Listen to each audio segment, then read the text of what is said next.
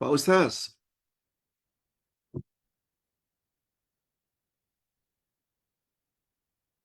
dalam bulan Rajab ini,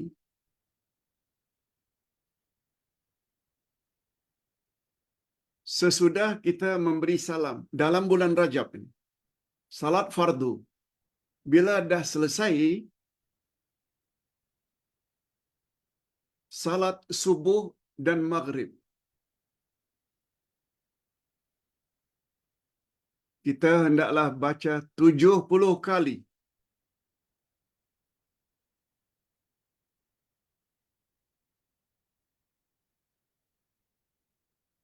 Setiap hari, dalam bulan Rajab ini,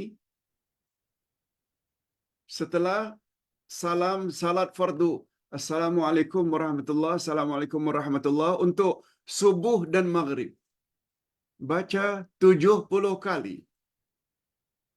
Doa, Allahumma ufirli warhamni wa tub alayya. Ya Allah,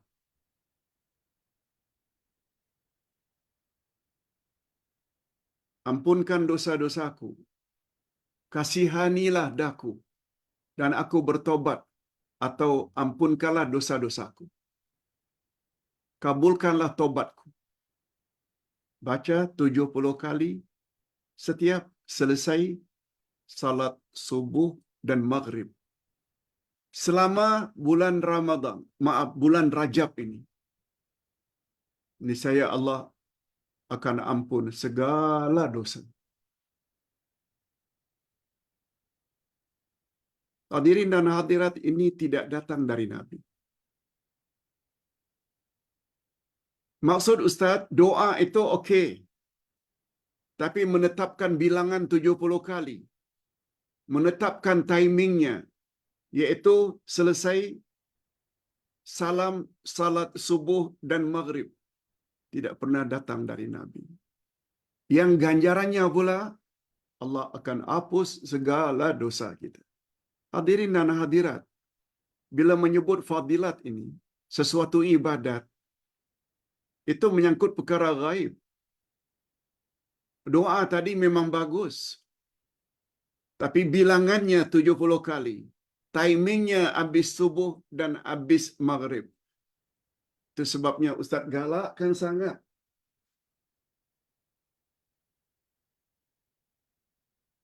Supaya kita baca buku yang Ustaz tulis.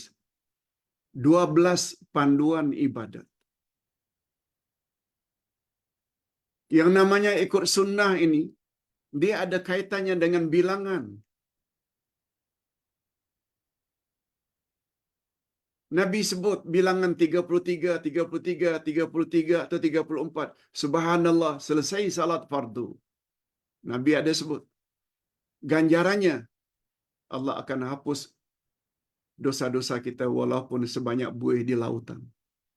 Nabi ada sebut. Ikut. Adapun yang kita sebutkan tadi, tidak datang dari Nabi. Jangan memandai-mandai tentang sesuatu yang tidak ada sumbernya daripada Quran dan Sunnah Nabi.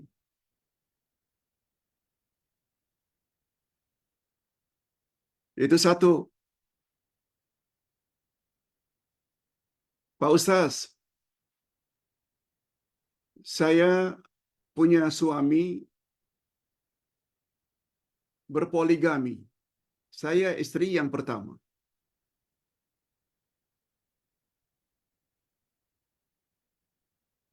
Pembahagian masa antara saya, isteri pertama dengan isteri kedua telah ditetapkan. Dia persetujui bersama.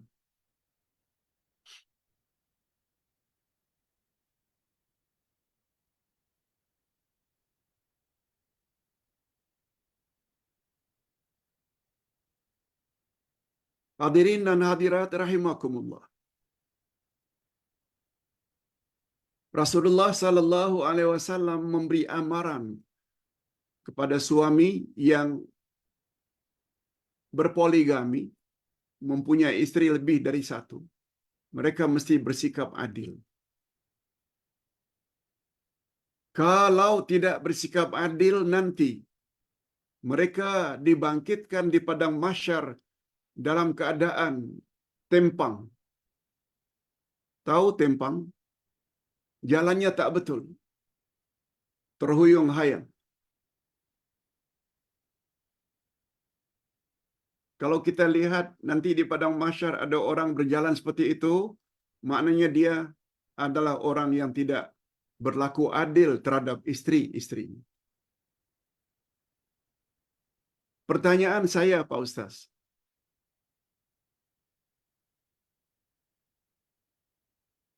kalau suami saya bersama istri keduanya, saya hormati. Saya tidak ganggu suami, sebab ketika itu waktunya adalah milik istri kedua. Yang saya tak puas hati, Pak Ustaz, bila suami bersama saya, istri kedua ni selalu kontak. Ketika saya bersama suami, dan suami pula jawab, layan, di depan saya. Timbul rasa tak senang hati saya, Pak Ustaz.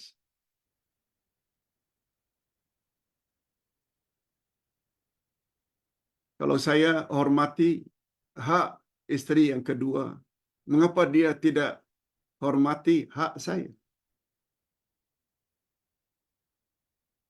Timbul rasa amarah.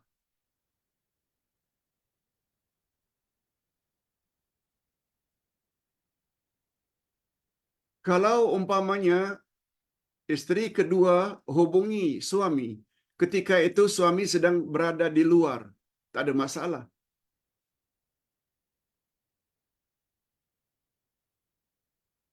Yang jadi masalah ini, suami layan telefon istri keduanya di depan saya, bercakap, membuat hati saya menjadi marah, tak selesa. Apa patut saya buat, Pak Ustaz? Hadirin dan hadirat, pertama sebelum Ustaz jawab, cemburu sesuatu yang tak boleh dipisahkan, khasnya dari wanita. Sebab cemburu itu menandakan sayang.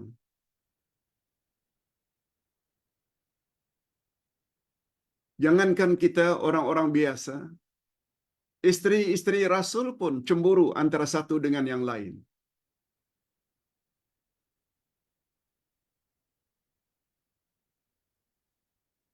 Oleh sebab itu, bila suami layan istri kedua di depan saya, bercakap perkara-perkara yang saya tak suka mendengarnya. Nasihat Ustaz, Puan sebagai istri yang pertama yang selalu diperlakukan oleh suami seperti itu, perlu maklumkan kepada suami. Andai kata datang telefon dari istri yang kedua, jangan layan kalau dia sedang bersama saya. Katakan itu.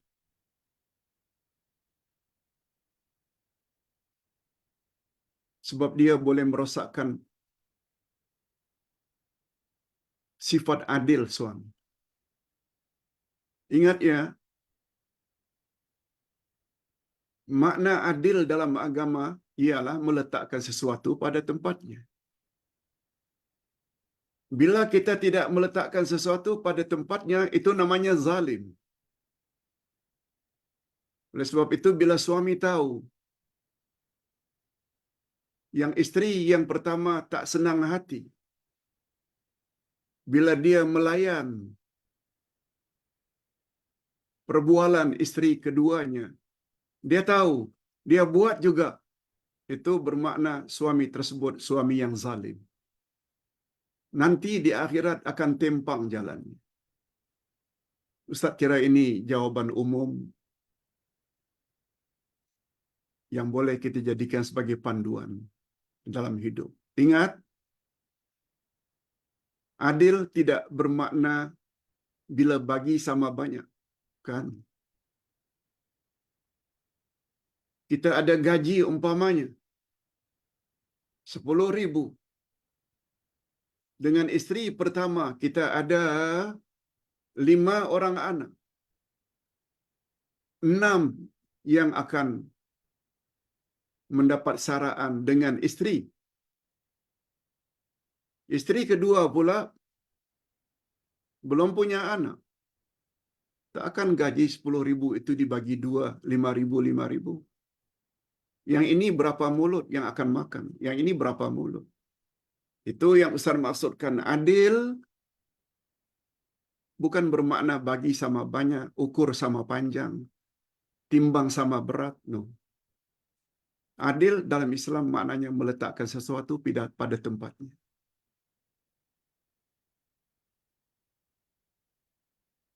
Pak Ustaz, pertanyaan berikutnya.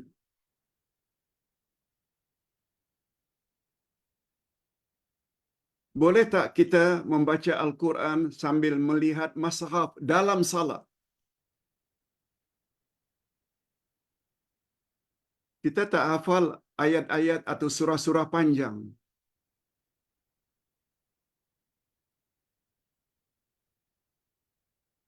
Lalu kita salat letakkan Quran besar di depan kita. Atau gunakan handphone. Kita baca. Boleh atau tidak, Pak Ustaz? Boleh tak dalam salat berjamaah atau salat sendirian? Boleh tak dalam salat fardu atau salat sunat? Hadirin dan hadirat. Pertama, Ustaz nak sebutkan bahawa Aisyah radhiyallahu anha, isteri Rasul, setelah baginda wafat, beliau jadi makmum dalam salat tarawih. Imamnya Bilal bin Rabah, tukang azan. Tapi dia ketika itu jadi imam. Makmum di belakang termasuk Aisyah radhiyallahu anha untuk salat tarawih. Karena Bilal tidak hafal Al-Quran keseluruhannya, Bilal baca Al-Quran ketika jadi imam. Itu juga dalil. Kalau salat tersebut salat sunat, boleh. Termasuk bila kita lakukan salat sunat sendirian. Tahajud, witir. Kita tak hafal umpamanya witir rakaat pertama itu membaca Sabbihisma Rabbikal A'la. Kita baca pada handphone atau Quran di depan. Boleh. Cuma kata para ulama, bila salat fardu, kita hendaklah baca apa yang kita hafal sahaja. Oh, tak hafal surah-surah panjang. Kita boleh baca surah-surah pendek beberapa surah.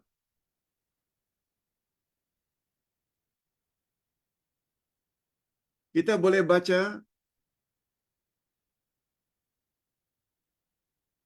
3 surah Ad-Duha, Alam Nashrah, Wat-Tin.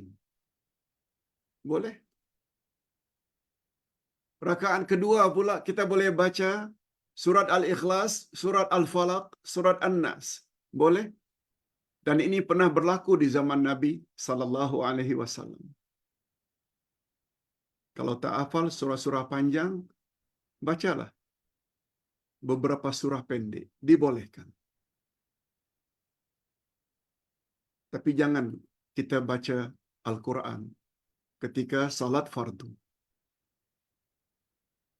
Lebih-lebih lagi kita sebagai makmum, jangan baca Al-Quran dengan handphone. Sebab kita sebagai makmum mendengar sebagaimana firman Allah, wa idza quri'al Qur'anu fastami'u lahu wa ansitu la'allakum turhamun. Bila Quran dibaca, hendaklah kamu dengar dan diam. Mudah-mudahan kamu dicucuri rahmat oleh Allah. Itu sebabnya ulama Arab Saudi ketika ditanya, banyak orang yang di dalam Masjidil Haram Mekah atau Nabawi, makmumnya semak Al-Quran, apa yang imam baca. Mufti Arab Saudi tak setuju. Berdasarkan ayat tadi, bila Quran dibaca, hendaklah kamu dengar, hendaklah kamu diam. Ayat tidak berbunyi apabila Quran dibaca, hendaklah kamu semak.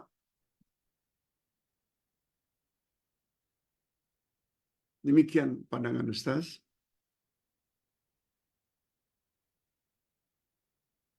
Pak Ustaz, betulkah kucing haram hukumnya diperjualbelikan? Hadirin dan hadirat, memang dalam hal ini para ulama berbeza pendapat. Tapi pendapat yang lebih kuat, hukumnya boleh. Itu sebabnya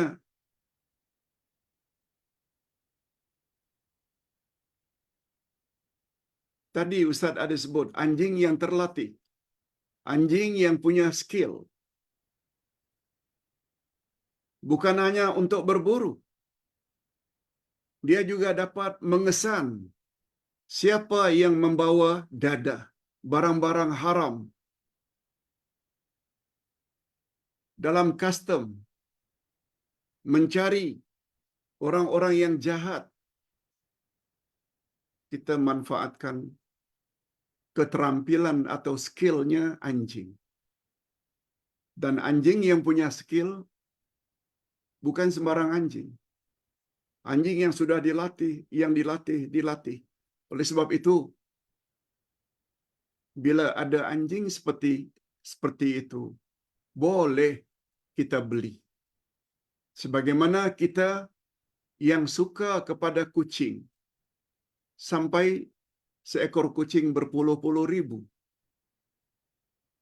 punya bulu yang cantik, yang jinak, yang pandai berak kencing pada tempatnya, itu memerlukan skill. Dan skill, keterampilan yang dimiliki oleh kucing itu karena dilatih sekian lama oleh pelatih. Oleh sebab itu, menurut pendapat yang lebih kuat, kucing, anjing boleh diperjualbelikan. Wallahu a'lam. Maaf hadirin dan hadirat, Ustaz kira cukup ini dulu yang dapat Ustaz sampaikan. Baki pertanyaan itu Ustaz akan bawa dan jawab esok insya-Allah. Mohon maaf. Kebetulan Ustaz 1 jam lagi mesti ada di satu tempat untuk jumpa rombongan dari Indonesia. Kita akhiri dengan doa. Alhamdulillahirabbil alamin wassalatu wassalamu ala asyrafil anbiya'i wal mursalin wa ala alihi wa sahbihi ajma'in.